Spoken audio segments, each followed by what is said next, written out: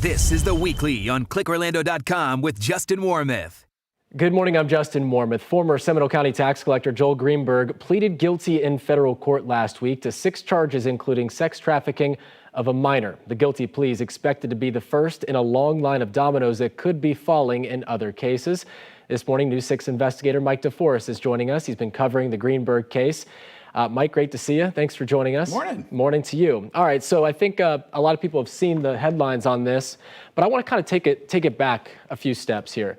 You know, when the first indictment came down against Joel Greenberg, that was a case where he was targeting a potential political opponent, and then it sort of unraveled from there, right? Well, and we're learning a little bit about a new timeline. What we now understand is the very first agency to look into, who is now former tax collector Joel Greenberg, was the Secret Service over issues involving Bitcoin.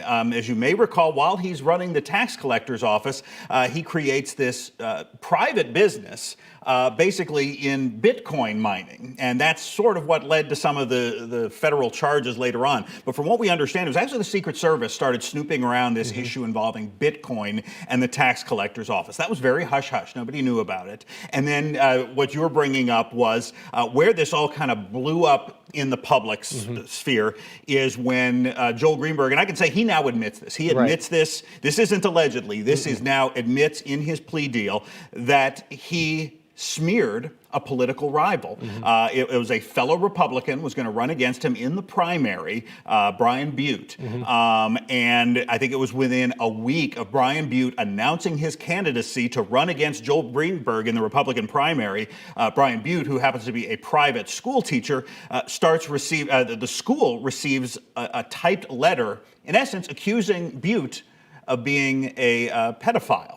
This is not true. Greenberg now admits it was not true. This was all staged. And then further to back that up and to smear this teacher, Greenberg admits that he created fake Twitter and Facebook accounts. So this was what got the ball rolling. It was Brian Butte and his attorney. They go to the Seminole County Sheriff's Office. In fact, I think the sheriff may have gone to Butte first saying, hey, we're hearing these allegations about you. Seminole Sheriff was able to immediately prove they were not true. And now where are these coming from? That's what started the ball rolling. Once investigators started looking into this stalking charge, that's when they found a lot of other evidence. A lot. I mean, 33 federal charges. Now, again, he pleaded guilty to 6. 27 of them shaved off. I want to get to that eventually. But Mr. Butte did speak at a press conference before that hearing on Monday. You were there. Explain his issue with the state of Florida and what he wished and he said that they could have proven a lot earlier. Yeah, what this political opponent who was smeared basically said, he's questioning. Yeah. Why did the state of Florida not investigate what was going on inside the Seminole County Tax Collector's Office? As we now know, years later, there was a lot of corruption going on. And his question is, why did it take the feds to come down following my issues and this issue involving Bitcoin? Why didn't the state of Florida step up and investigate this first and then perhaps stop it early enough that it never got to the point where Mr. Butte had his name smeared as a pedophile? Because he was not a long time. He was not a long time tax collector. 2016, he was elected, right? And the fraud started in 2017, which was the Bitcoin stuff, right? Exactly. I mean, it was pretty quickly after, and then it just rambled on from there. And the charges. Let's get now to. 27 charges were dropped. Now, what I found interesting, so there was this plea deal. Yep. Some would call it a sweetheart plea deal, although I don't think it's going to shake out to, because Joel Greenberg is going to face a minimum of 12 years in prison and possibly more. We're waiting to see what the sentence will be in the next 2 or 3 months. But what was interesting is, yes, there were 33 charges. Really, though, the 33 charges involved about 5 or 6 individual crimes. There was the stalking this political rival. There was the most serious, child sex trafficking, that Joel Greenberg had sex with a 17-year-old. There was making fake driver's licenses, using the tax collector's office to make fake driver's licenses, presumably for himself and others, as part of what prosecutors say was his sugar daddy website scheme.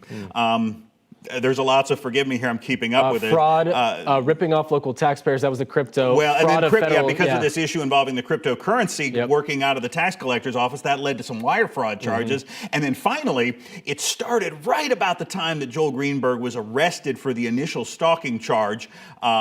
Was that he admits, stealing federal CARES Act money, reactivated some old businesses of his to get that CARES Act money that was intended to help small businesses that were impacted by COVID-19. It looks like he started that scheme just before his arrest, but it was after he was arrested. He continued on with this scheme, in fact, allegedly bribing a small business administration employee to get these federal CARES Act funds.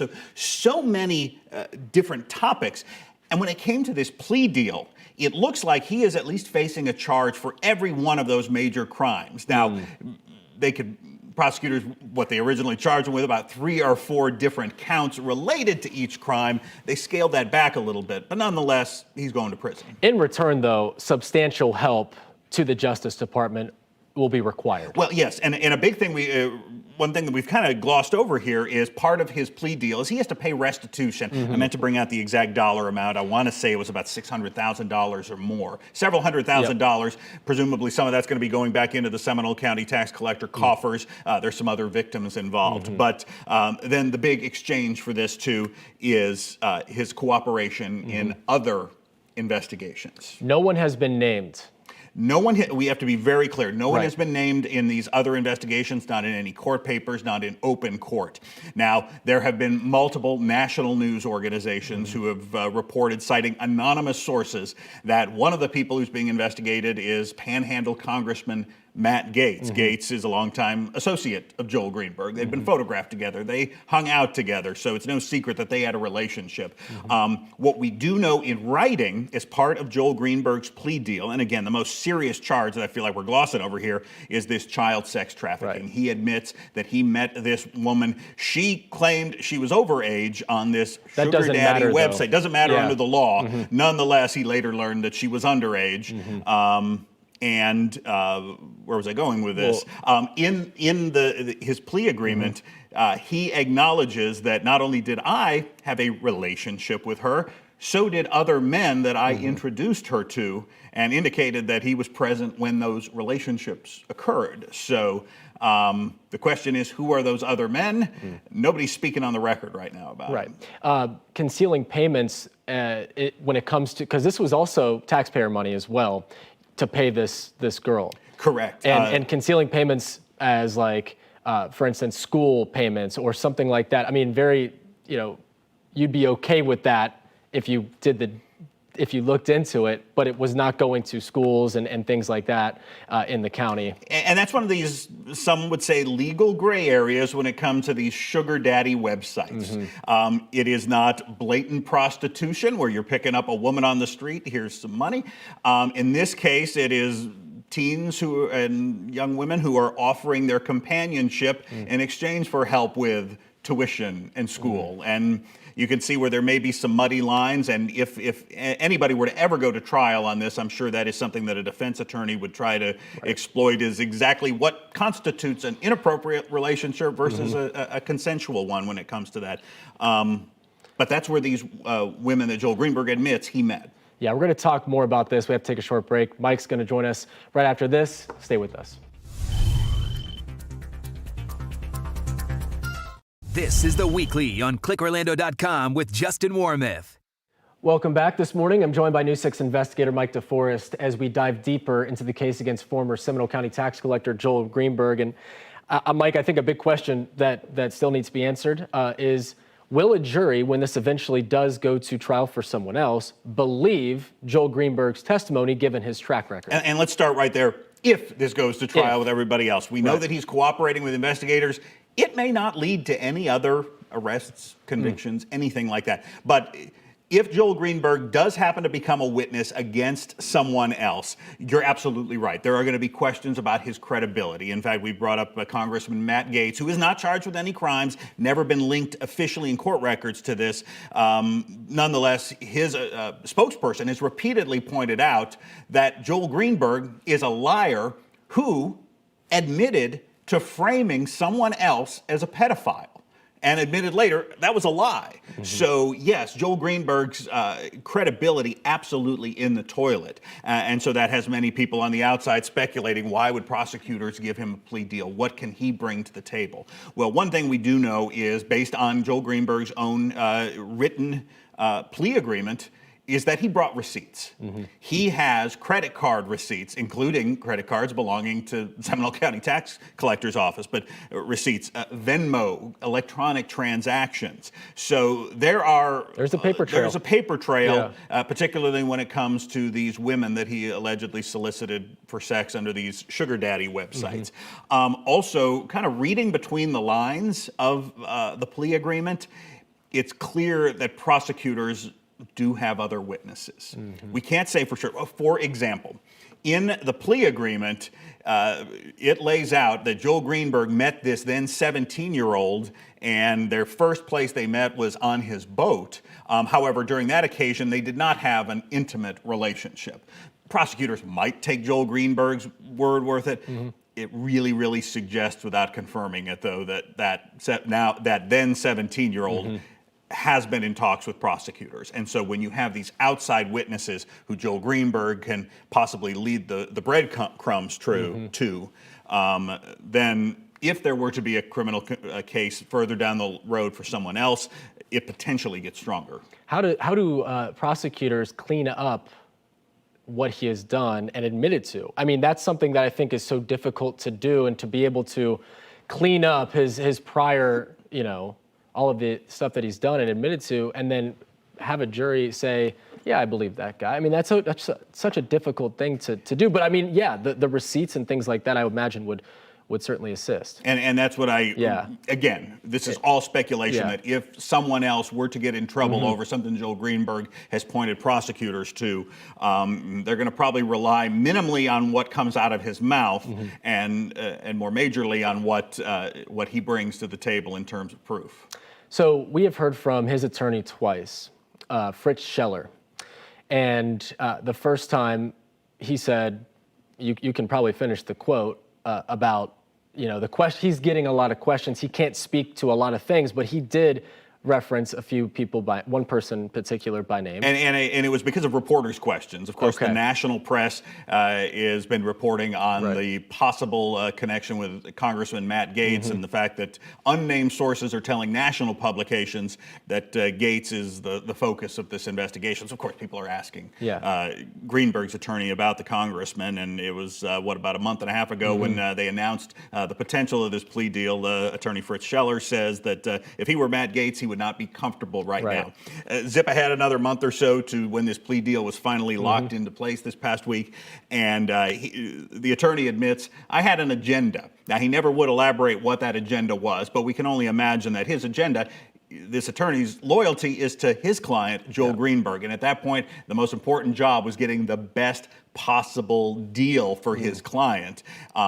We don't know this to be true, but was the attorney just throwing it out there? So prosecutors went, they do have some information. He also said it would be must-see TV, which is interesting, considering that this is in federal court as well, and a lot of no cameras. No cameras in the courtroom, but I think that was his way of saying stay tuned. Stay tuned. There could be more coming. He wouldn't elaborate, though. He was very hesitant to speak about further investigations. All right, so sentencing comes next. Do you imagine anything to come out before that, or will sentencing have to happen first and then possible other paperwork and documents and maybe even charges come down the pike? We'll probably learn a little bit more through the court file as part of this pre-sentence investigation, basically looking at the aggravating and mitigating factors, determining how long Joel Greenberg should serve in prison. But we know, based on federal law, it's a minimum mandatory of 12 years, 10 years for the child sex trafficking, 2 years for aggravated identity theft. So it doesn't look like the judge is going to have much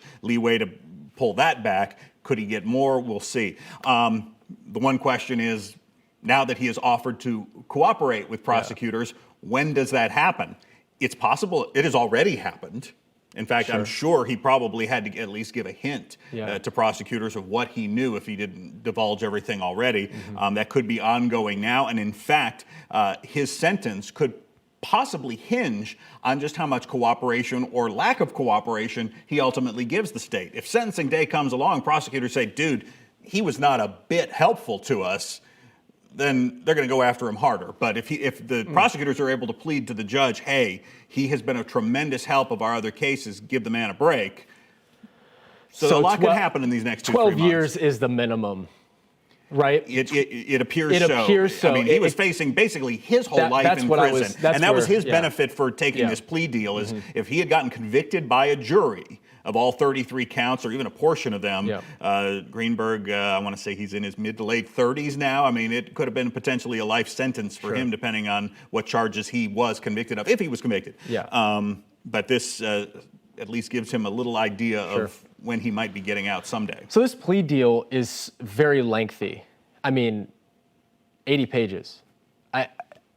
To go through that, I mean, there are so many details that, you know, some that we can probably share on TV without hesitation, and others that are, you know, a little deeper than that. And, you know, when it comes to sex trafficking and things like that, some of the stuff is best to be left out. But if there's anything else that kind of, when you were going through that, stuck out to you? Well, when I was reading this 80-page document, I said it read like a confession letter, because it was Joel Greenberg basically admitting, and it may have been prosecutors, it may have been his attorney that wrote the words, but he initialed every page and signed the bottom. So he was putting his name on this. And it was a lengthy document, but he was charged with a lot of crimes, wide-ranging, from the stalking to the child sex trafficking to the Bitcoin issues at the tax collector's office to stealing Federal CARES Act money. So there was a lot to cover. And in those, Joel Greenberg basically admits to a lot of the minutia, doesn't name names, but admits to a lot of this. And part of it, as his attorney might argue, is that it shows that he is being remorseful and that he's acknowledging that he was wrong, but it also locks in exactly what he did. And so if Joel Greenberg does back off this plea agreement, doesn't offer the help that he promises to help, prosecutors are going to hold that thing up, say, look, man, you signed your name saying you did this, this, this, and this, judge, put him away forever. Well, there is a lot to come. Mike, thank you for that, and thank you for joining us. For more information on this case and for any latest headlines, just head to clickorlando.com. I'm Justin Wormuth. For Mike DeForest, take care.